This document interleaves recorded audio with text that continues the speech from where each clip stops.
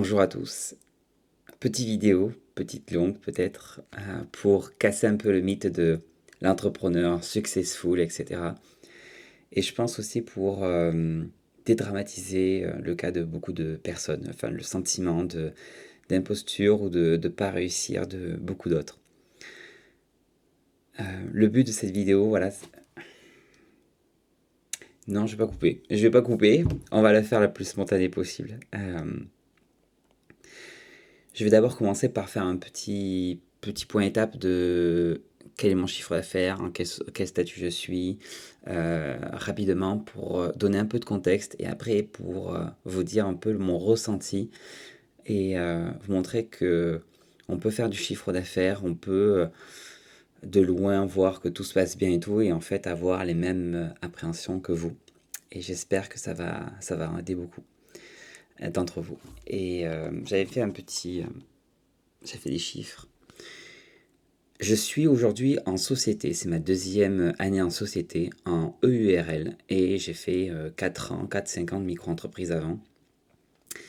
Et je suis passé en société parce que j'avais pas le choix, je dépassais les plafonds, j'avais trop de charges, etc.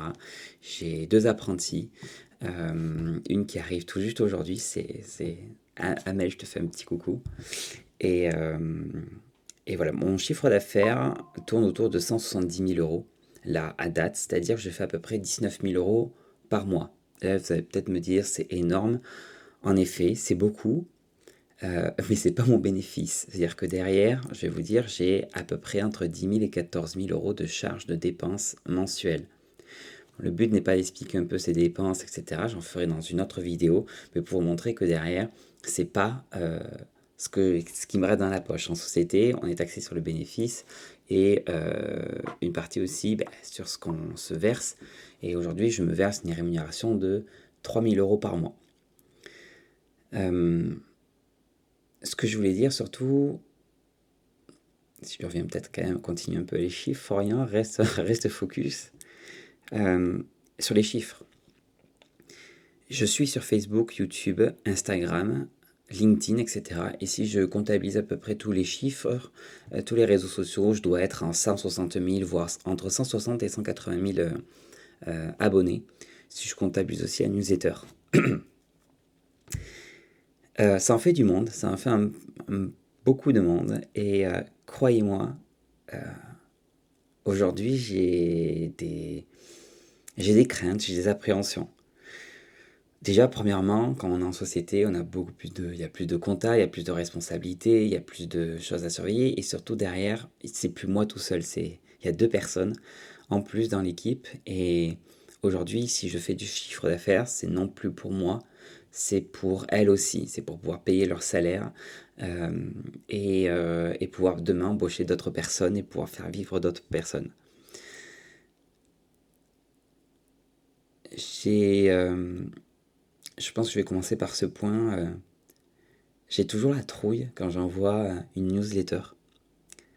Vraiment. Il y a 12 000 personnes inscrites à la newsletter et j'ai toujours une trouille. Là, vraiment, je bloque devant le bouton. Je me dis, et si j'ai fait une faute? Alors vous allez me dire, Florian, t'es pas censé avoir une rédactrice correctrice. Bonjour Barbara qui est là. Oui, mais des fois j'ai envie d'envoyer comme ça spontanément.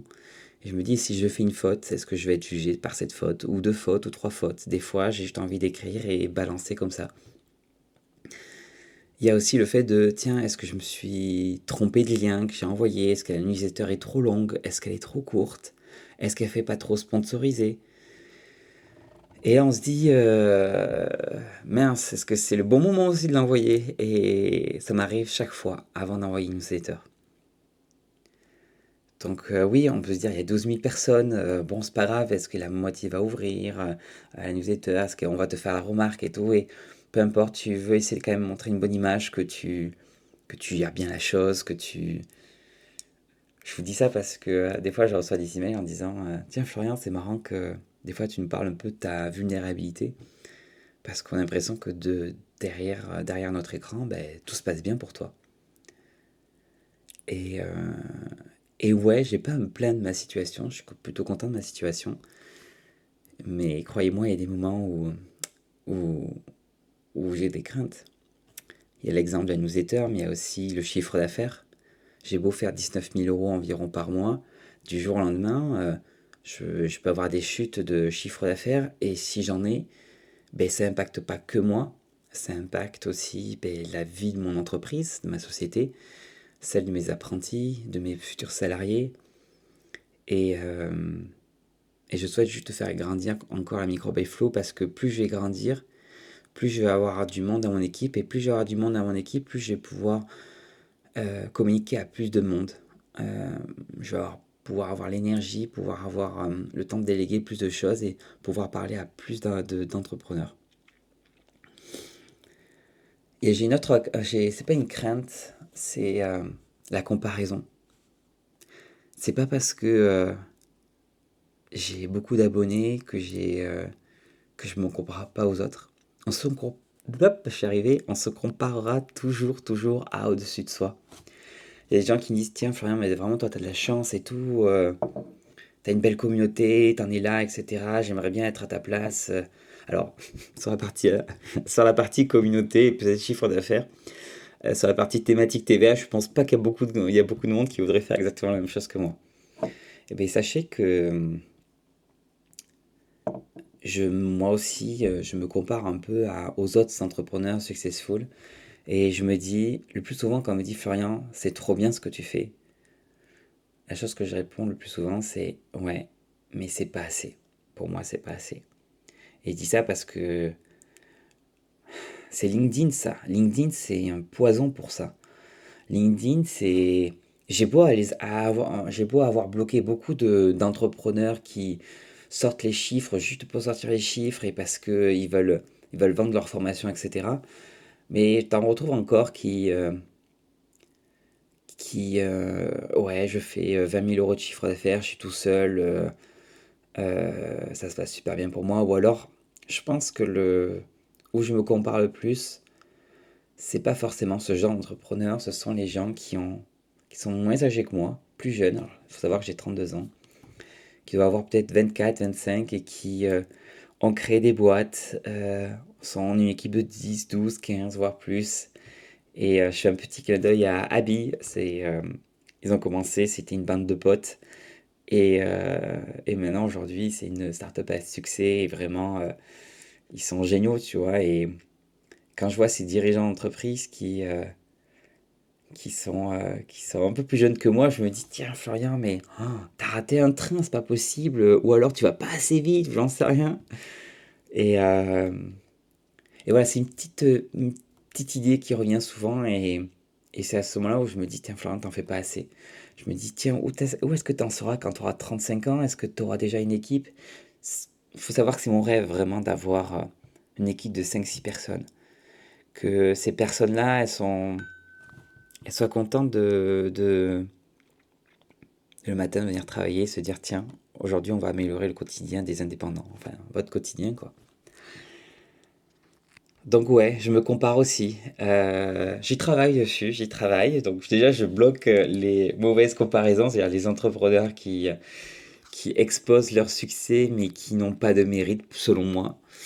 Euh, mais il reste ceux qui ont tout le mérite et à ceux-là, ben, je leur dis, tiens, si je m'étais parlé à mon moi plus jeune, je leur ai dit, Florian, vas-y, stop les heures où tu joues l'ordinateur, etc. et tout, va bosser un peu. Mon Dieu, quoi. Je me rapproche de vous. Et, euh, et voilà, donc la comparaison, ouais, ça arrive souvent. La peur de pas faire de chiffres, ça je vous en ai parlé. La peur d'envoyer un newsletter, ça aussi. Et ben, l'avenir, il y a des moments, je vais vous avouer un truc et ça va peut-être faire bizarre à certains, mais il y a des moments, des fois. Je pense que, allez, en 5 6 années, il y a eu 2 moments où j'ai failli tout lâcher. Et je parle pas de burn-out, etc. et tout, c'est plus en disant ah, stop la micro-entreprise, j'arrête. J'arrête parce que c'est un tourne-disque qui revient chaque année, etc. Et les sujets reviennent, etc. Et quand on est tout seul à en parler, eh ben, à un moment, il y a pas mal de pression. Je me mets la pression sur les gens qui me contactent. J'ai envie de bien faire, j'ai envie de répondre à tout le monde. J'ai envie, si je pouvais vivre d'une subvention de l'URSSAF ou des impôts, mais je vous ferais rien payer, quoi. Et hmm, t'as ta micro BFO.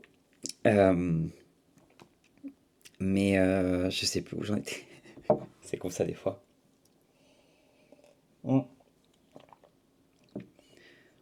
Une autre peur, c'est c'est celle de m'éloigner de mon but, de mon objectif. Mon objectif, c'est... Je pense qu'un premier objectif égoïste, c'est de savoir que je suis utile. Utile pour les gens autour. Et, euh, et je pense un gros besoin de reconnaissance. Et de me dire, mais Florian, attends, tu reçois plein de merci, plein de messages, de commentaires, etc. Et encore une fois, je me dis, oui, mais je fais pas assez, je fais pas assez.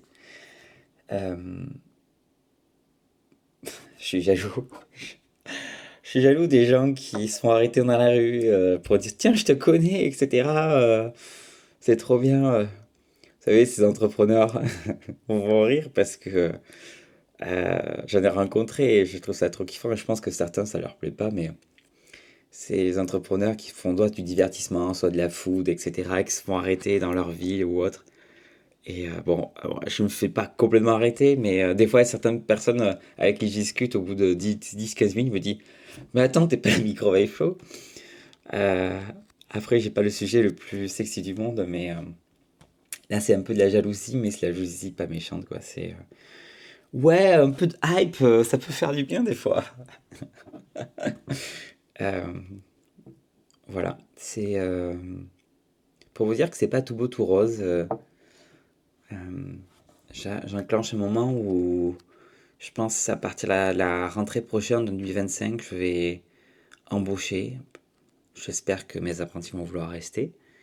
Et si elles restent, ben, je serai super heureux. Mais du coup, c'est des charges supplémentaires et c'est un investissement, un engagement que je me fais à moi-même, à mon entreprise, pour me dire, ben, Florian, il faut la faire vivre, cette entreprise, pour elle, pour moi, pour les futures personnes qui vont vouloir postuler, et pour vous aussi, parce que quand même, malgré tout ça, je prends plaisir à faire ce que je fais. Et là, vous voyez, vous le voyez pas, je pense que... Ah, il est 6 heures du matin, je suis au boulot. Et non, je vais pas pleurer, j'ai un truc dans l'œil. Je suis réveillé un peu vite. Je prends plaisir à faire ce que je fais. Et voilà, le matin, je me réveille, je me dis, tiens, comment je vais... Je me fixe un plan. Ah oui, ben tiens, ça. Ça, c'est un petit message pour les apprentis, parce qu'elles font que le vivre. Je ne suis pas structuré du tout. Mais du tout, du tout. Et vous le voyez avec cette vidéo. Et ça, c'est pour aussi détraumatiser certaines personnes. J'ai pas de plan, j'ai pas de plan, j'ai pas de fenêtre de vente, etc. et tout. Quand on te dit station, tunnel, fenêtre, je sais jamais pourquoi on dit fenêtre ou tunnel, bref. Euh, Ce que je fais, je le fais spontanément. Alors, peut-être qu'avec plus de structure, avec plus d'accompagnement, etc., j'irai plus vite, j'irai plus loin, je ferai plus de chiffre d'affaires. Et les apprentis seront moins désorientés parce que des fois, je leur dis, bon, on va faire ça, ça, ça, ça, et puis t'as fait tac, tac, tac, tac. Euh, Mais c'est pas grave, c'est pas la fin du monde non plus. Pendant 2 ans, j'ai pas fait de chiffre d'affaires avec la micro by Flow. Ça a mis un peu de temps et puis maintenant ça se structure et aujourd'hui maintenant je me structure. Donc il faut pas. C'est pas parce que t'as pas un Notion ultra organisé. Mon Notion c'est une cata. Désolé Lou, si tu vois cette vidéo, m'en veux pas, mais un jour, je te l'ai dit, tu vas venir en mode bulldozer et tu vas tout remettre de carré. Lou Attal, pour ceux qui ne connaissent pas, ambassadrice experte Notion. Euh, Mon Notion, c'est une catastrophe. Je mets des pages dans des pages dans des pages. Et c'est un peu un labyrinthe. Et tu fais, bon, vous vous rappelez, je vous ai tagué sur la page. Donc je suis pas organisé. Quand j'écris un article de blog, c'est parce qu'aujourd'hui je me suis levé en me disant, et si j'allais écrire cet article-là? Donc vraiment, on peut réussir, parce que j'estime quand même que j'ai réussi euh, ma carrière, mon chemin de professionnel, sans avoir eu une grosse structure, un gros... c'est pas de la chance non plus, hein. Je pense que c'est se dire comment on peut améliorer le quotidien des gens. Et ça va être pareil pour vous dans votre spécialité, comment aujourd'hui vous pouvez le faire et peu importe la manière. J'ai changé 5 6 fois de site internet. Vraiment, hein. J'ai niqué mon SEO. J'ai bousillé mon SEO. Là, les consultants ici vont me dire, oh là là, Florian, je suis passé sur des URL qui ont changé, j'ai fait mon SEO, il a fait plop flop. Euh, et je vais encore changer de plateforme. En fait, c'est surtout de plateforme pour pouvoir gérer mon site. Et je ne l'ai pas encore dit, mais Barbara et Amel et Lina, on va encore changer. On va passer sur WordPress en janvier. Ils vont me tuer quand même voir ça. Ça fait 3 fois qu'on est passé dessus, on a changé, bref. Il faut recopier les articles et tout. Pareil pour le newsletter, emailing. J'ai dû changer 3 4 5 6 fois d'outils. J'arrive pas à me sticker sur un outil fixe. Bref, voilà. Je vais pas m'éterniser sur les vidéos. Je vais même pas faire de cut. Je vais laisser ça comme ça. Et je vais le poster. Je vais le poster ce matin. Voilà, il est 6 heures. Peut-être que vous aurez le café. Même... J'ai plus de batterie sur ma montre. Vous aurez peut-être le café. Le petit déjeuner avec moi. Mais voilà, je voulais juste vous dire que ben, je suis entrepreneur, je suis pas invulnérable. Et ça sera le titre de la vidéo. Et, euh, et croyez en vous, vraiment. C'est oser faire les choses et juste tester. Tester les choses. Ça peut ne pas rater. Je peux envoyer une newsletter qui sans lien. Ben, c'est pas grave, je renverrai un autre email en disant oupsie, je peux changer 3 fois d'outil mailing, c'est pas grave. J'ai pas perdu de CA non plus, c'est pas la mer à boire. Je peux changer de plateforme, de site internet, c'est pas grave. Je peux avoir une baisse de chiffre d'affaires au cours de 2 mois, c'est pas dramatique. Sauf si c'est 3 mois d'affilée. Mais tester les choses. Et il faut se tromper dans la vie, il faut prendre des risques et surtout juste rester authentique. Les gens vous rigoleront pas, vous avez fait une petite erreur, ben tant pis, c'est pas grave, on est humain. Bref, c'était Florian. J'espère que cette vidéo vous aura plu et j'en ferai peut-être d'autres. Et je vous dis, mon cappuccino il est froid. Je vous dis à très bientôt. Je vous fais des bisous à tous. Merci beaucoup et merci pour votre soutien en tout cas.